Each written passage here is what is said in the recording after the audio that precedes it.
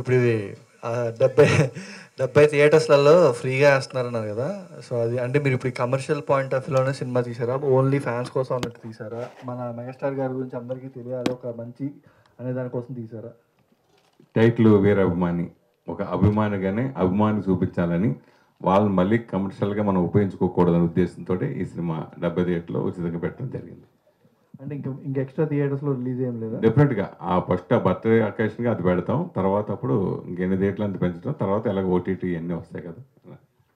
ఈ గుండె మీద మన మెగాస్టార్ గారి టాటూ వేయించుకున్నారా? అది అప్పుడు కంపల్సరీ కావాలని చెప్పి డైరెక్ట్గా చెప్తే వేయించుకున్నాను. వేయించుకోవడం జరిగింది. ఎప్పుడు చూపిస్తున్నారు అయితే మెగాస్టార్ గారికి అది మూవీయా? చూపిస్తా అన్నాను, చూద్దాం తప్పకుండా అన్నారు. సో సినిమా అయితే చాలా బాగా అనిపించింది. లైక్ మెగా ఫ్యాన్స్ అందరికి కూడా చాలా బాగా కనెక్ట్ అవుతారు. బికాజ్ ఆయన గురించి చాలామంది మాట్లాడుతూ ఉంటారు, లైక్ ఇట్లా ఉంటారు చిరంజీవి గారి గురించి అని, ఆయన గొప్పతనం, ఆయన చేసిన వర్క్స్ కావచ్చు, సేవా కార్యక్రమాలు, ఇవన్నీ వింటూ పెరిగిన వాళ్ళు ఉన్నాం మేము. లైక్ సినిమా దీని గురించి పక్కన పెడితే, లైక్ మీరు ఒక అభిమానిగా మీకు జర్నీ స్టార్ట్ అయింది, మీరు ఒక రిపోర్టర్గా వచ్చారు ఇక్కడికి. సో ఫస్ట్ టైం మీ మెగా మూమెంట్ ఏంటి ఆయన కలిసినప్పుడు కానీ, లేకపోతే ఆయన మిమ్మల్ని ఎంకరేజ్ చేసిన సందర్భం ఏమైనా గుర్తుందా? అదంటే షేర్ చేసుకోండి. అత్తకి మూడు అమ్మాయికి మూడు సినిమా ఎర్లీ మార్నింగ్ ఫస్ట్ 6 గంటల షో చూసా, పాలకొల్లు విజయ చిత్ర థియేటర్లో. ఆ సినిమా విపరీతంగా ఎందుకు నచ్చేసింది అప్పుడు.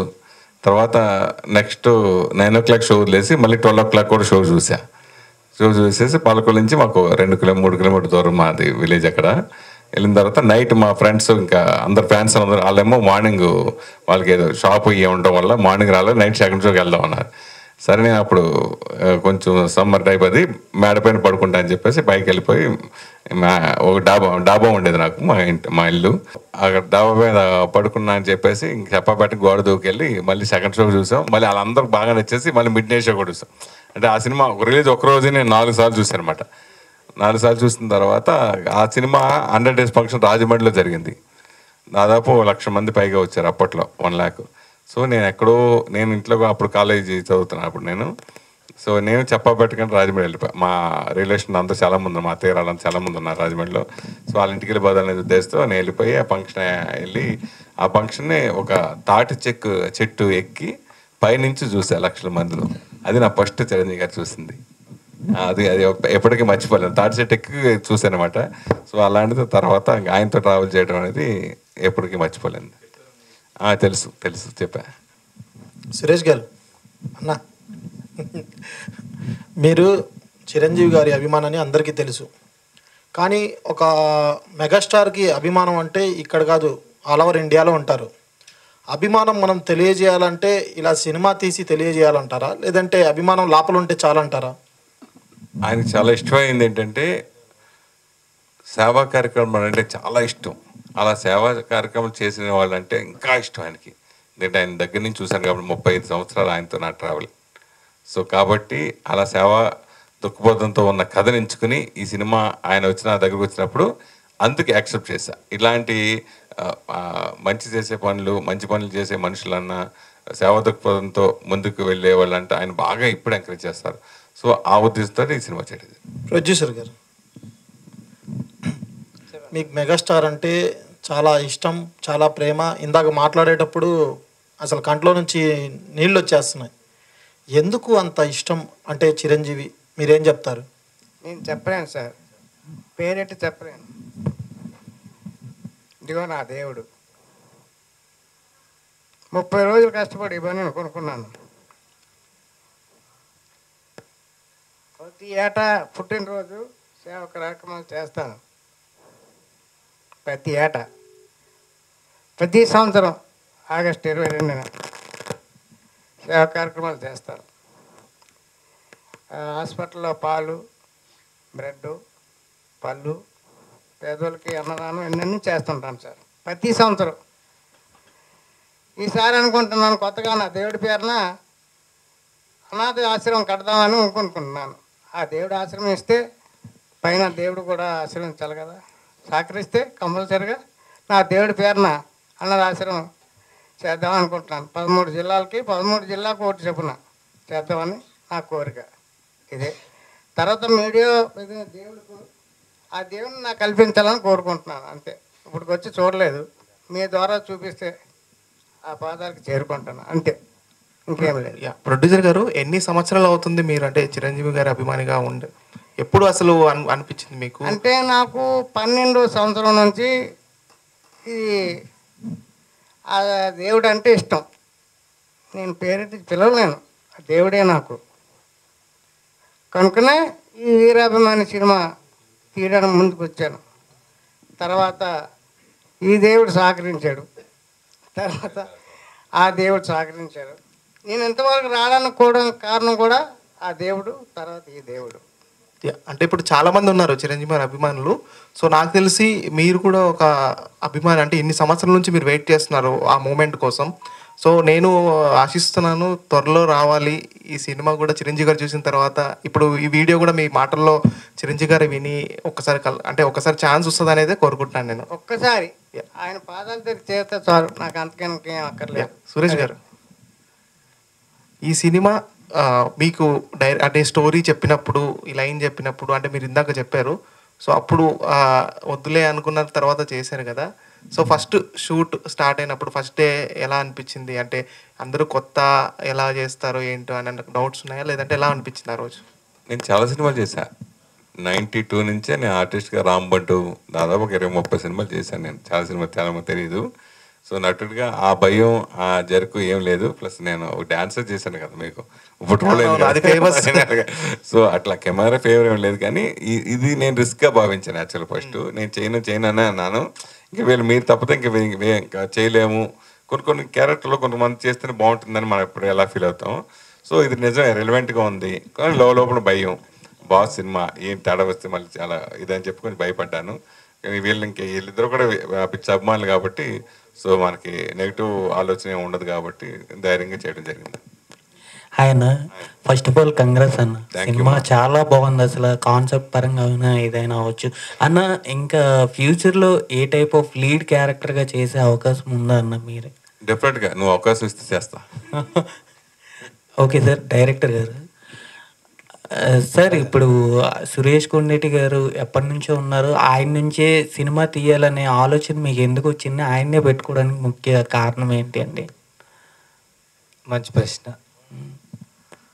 సురేష్ గారిని ఎంచుకోవడానికి కారణం ఏంటంటే, నాలాగే ఒరిజినల్ హార్డ్ కోర్ ఫ్యాన్ అయి ఉండాలి ఖచ్చితంగా, అప్పుడే ఆ క్యారెక్టర్ పండుద్ది అని నేను అలాంటి మనిషి కోసం వెతుకుతున్నప్పుడు నాకు వచ్చిన ఆలోచనే సురేష్ గారు. సో వేరే ఆర్టిస్ట్ని తీసుకొచ్చి నటన చేయించవచ్చు, కానీ ఒరిజినల్ ఫ్యాన్ కావాలి. నిజ జీవితంలో కూడా చిరంజీవి గారి అభిమాని అయ్యి ఉండాలి 100కి 100%. ఇలాంటి వ్యక్తి దొరికినప్పుడే నేను చేస్తాను. అందుకని నేను అన్ని సంవత్సరాలు ఎదురు చూసి మరి సురేష్ గారు టైం ఇచ్చిన దాకా వెయిట్ చేసి చేశాను. 70వ పుట్టినరోజు, సో చాలా గ్రాండ్గా అందరూ ప్లాన్ చేసుకుంటున్నారు. మీ సైడ్ నుండి మీ అభిమానికి ఎలా మీరు విషెస్ చెప్పబోతున్నారు ఈ సినిమా ద్వారా? అంతే. డైరెక్టర్ సో కాన్సెప్ట్ బాగుంది. లైక్ ఒక ఫ్యాన్ చనిపోయి అక్కడ అతను అభిమానించే హీరో పేజీ చింపేసి ఆ కాన్సెప్ట్ అయితే చాలా బాగుంది. సో ఆ కాన్సెప్ట్కి స్టార్ట్ ఎక్కడ అంటే 6 years ఆయన సురేష్ అన్నగారు మిమ్మల్ని అవాయిడ్ చేయడం కూడా జరిగిందని చెప్పేసి అన్నారు ఇందాక ఆయన మాట్లాడుతూ. సో ఆ కాన్సెప్ట్ని ఆయన చెప్పిన తర్వాత ఎలా కన్విన్స్ చేశారో ఆ 6 years గ్యాప్, అండ్ ఈ కాన్సెప్ట్ ఎప్పుడు స్టార్ట్ అయింది? యాక్చువల్లీ ఈ కాన్సెప్ట్ నా మైండ్లో పడింది దాసరి గారు చనిపోయినప్పుడు, దాసరి గారి ఇంటికి వెళ్ళినప్పుడు ఈ ఆలోచన నా మైండ్లో మెదిలింది. దాసరి గారు చనిపోయినప్పుడు ఆయన చూడడానికి వాళ్ళ వీధిలోకి వెళ్తే 1000 మంది రోడ్లో వెళ్ళడానికి దారి లేకుండా నిండిపోయి వస్తున్నారు జనాలు. అంటే ఒక వ్యక్తిని అభిమానించడం మొదలు పెడితే జనాలు ఇంతగా అభిమానిస్తారా? ఒకవేళ ఇంతమంది అభిమానించే వ్యక్తి వాళ్ళకి ఎందుకు దూరం అయిపోవాలి? ఇక్కడే ఉండాలి కదా. ఆయన అంత మంచివాడే అయితే ఇక్కడే ఉండొచ్చు కదా, ఉండడానికి ఒక మార్గం చూడొచ్చు కదా, చెడ్డవాళ్ళు వెళ్ళిపోవచ్చు కదా. మరి అంతమంది బాగు కోరుకునే ఆ వ్యక్తి అంతమంది తరలి వచ్చిందంటే ఊరికే రారు కదా, నీకో నాకో రారు కదా. మరి అంత మంచి వ్యక్తిని ఆ దేవుడు ఉంచవచ్చు కదా మన కోసం, ఎందుకు తీసుకెళ్ళాలి? దాసరి గారు చనిపోయిన రోజున మెదిలిన ఆలోచన ఇది. సురేష్ గుండు గారు. సార్ మీరు ఇప్పుడు మెగాస్టార్ గారు చాలా పెద్ద అభిమాని, అందరికీ తెలిసిందే. వీరభిమాని కూడా చాలా మంచి సినిమా తీశారు, మెసేజ్ కూడా ఉంది. బట్ మూవీ చూస్తుంటే కొంచెం నా చిరంజీవి గారి సినిమా దృష్టిలో పెట్టుకునే తీసినట్టు అనిపించింది. అంటే ఎముడుగుడు మొగుడు ఆ మూవీ కాన్సెప్ట్లో అనిపించింది. అంటే ఏంటి, ఫ్యాన్స్ని కొంచెం అట్రాక్ట్ చేయడానికి, బిజినెస్ పరంగా ఉండడానికి మూవీ చేశారా? నేను ఇందాక మీకు చెప్పేశాను కదా, ఈ సినిమా ఎవ్వరో రూపాయి ఇచ్చి సినిమా చూడొద్దు, ఉచితంగా చూడండి అనే ఉద్దేశంతో చేసాం. అయితే ఇన్స్పిరేషనల్ గా 100% ఎప్పుడు మూడు ఇన్స్పిరేషన్ కావచ్చు.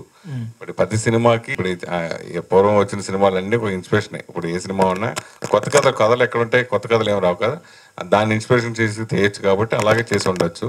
కానీ ఇది కొత్తగా ఉందని ప్రతి ఒక్కరు ఫీల్ అవుతారు. కొత్త స్క్రీన్ ప్లే కానీ మనం చెప్పే నేరేషన్ కానీ హైలైట్గా నిలుస్తుంది. అయితే మనం కమర్షియల్గా నాకు వాళ్ళు డబ్బు చేసుకునే ఉద్దేశం అయితే ఈ సినిమా చేయాలని ముందే చెప్పాను, అదే వస్తాం. హాయ్ సార్, సురేష్ కొండేటి గారికి నా క్వశ్చన్. ఇప్పుడు మీరు కాంట్రవర్సీ క్వశ్చన్స్ హీరోస్కి వేస్తుంటారు. అయితే మీరు చాలా సంవత్సరాల తర్వాత కెమెరా ముందుకు వెళ్ళారు కదా, ఈ సినిమాలో హీరోయిన్ లేదని ఏమైనా బాధపడ్డారా? నెక్స్ట్ సినిమాకి చేస్తారేమో రాము గారు. మర్చిపోయి చెప్పారు, ఆల్రెడీ ఒక కథ చెప్పారు.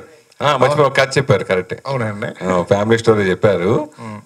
ఒక పెద్ద హీరోయిన్ కూడా చెప్పారు, అది చేయొచ్చు త్వరలో. మీరు చాలా హ్యాపీ అయితే హీరోయిన్ రావడంతో. అలాగే రాంబాబు గారికి సార్, ఈ సినిమాని నేను చూశాను, చాలా నచ్చింది. ఒక అభిమానిగా చిరంజీవి గారిని ఎంత స్ఫూర్తిగా తీసుకోవచ్చో బాగా చెప్పారు. అయితే చిరంజీవి గారు మీ లైఫ్లో ఏ టైంలో ఎక్కువ స్ఫూర్తి అనిపించారు మీకు? నాకు చిరంజీవి గారు, ఠాగూర్, ఇంద్ర.